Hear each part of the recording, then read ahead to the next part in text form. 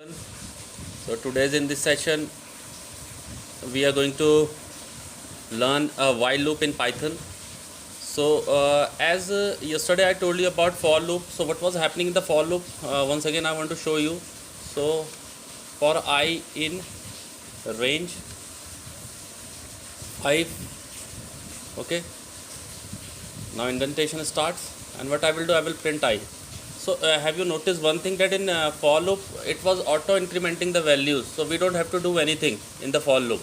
Okay, now if I will run it, so there is a variable I, and it will look in the range, and it will display the numbers from 0 to 4 as I have told you. Okay, now I will run this.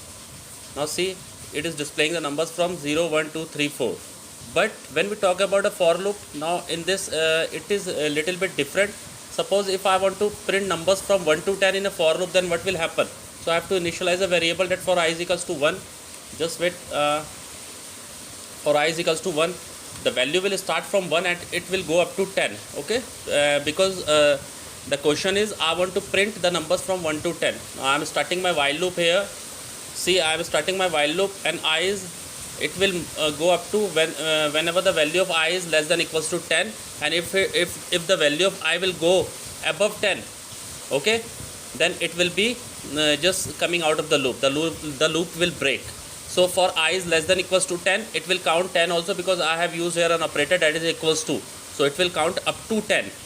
So now I am using an indentation here. Now see, now going inside it, inside the loop. Now what will happen? Suppose if we are in a loop, the first value of I is 1. So let's print the value of I, that is 1, and I am printing it.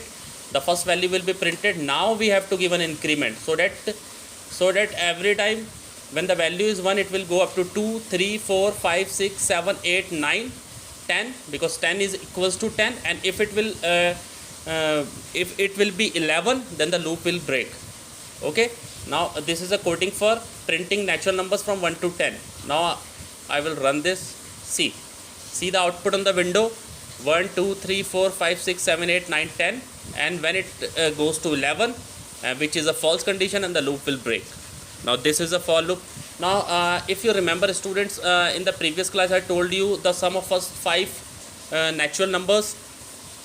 I told you that was in a for loop. Now today in the while loop, if we will try to make that program, then how we are able to make it? So you have to watch both the videos for the comparison of a for loop and a while loop. Got it? So I will start from I is equals to 1. Now I'll take a variable that is sum is equals to 0. Now I'll put a condition under the while loop. So while loop, it will check for the condition, okay, whether the condition is true or not. I is less than equals to 10. The first value of I is 1, and I is less than equals to 10, and I am printing the sum of first 10 natural numbers here with the help of a while loop. Now indentation starts, and I am just moving inside the while loop. Now I need a variable that is, let's say I am taking a sum variable, okay. Sum is equals to sum plus I. Let's say, for example, the value of sum is 0 and the value of I is 1, then the value of sum will become 0 plus 1, 1. The value of sum is now 1. Now the value of sum is 1. Now what I will do, I is equals to I plus 1, okay. I is equals to I plus 1 I have given. Now see, now we have to break the loop here. I is equals to I plus 1 until the value of I will become 11. It will not break, as it will break when the value will become 11. Then we are breaking the loop, and we are printing I. Now see where I am printing. I have I came out of the indentation. I am printing the value of I, and what would be the last answer? Because I need a sum of first 10 natural numbers, so answer is on sum. So I am printing sum. Let's say for okay. Now let us try to print it. I am clicking on run. Now see, answer is 55. Now if you will count the sum, if you will do the total of sum, if you will do the total of first 10 natural numbers, you will be finding it 55. Now some of us are doing a mistake. What we do, we mostly try to print sum here inside the loop only. Now it will not print it because it is inside the loop, and we have not come out of the indentation. So print it here. Okay, students. Now this was a coding for printing natural numbers from 1 to 10. Now students, another question. Suppose if you want to print a table of any number of your choice, then how you will be doing it? So that thing I want to tell you. Let's say let us print a table of any number. I'll take a variable that is I is equals to 1. Now remember, table is like this. 2 into 1 is equals to 2. Now we have to fix that number, first number, that is 2, and but we have to we need a loop for the values from 1 to 10, like 2 1 ja 2, 2 2 ja 4, 2 3 ja 6, up to 2 10 ja 20.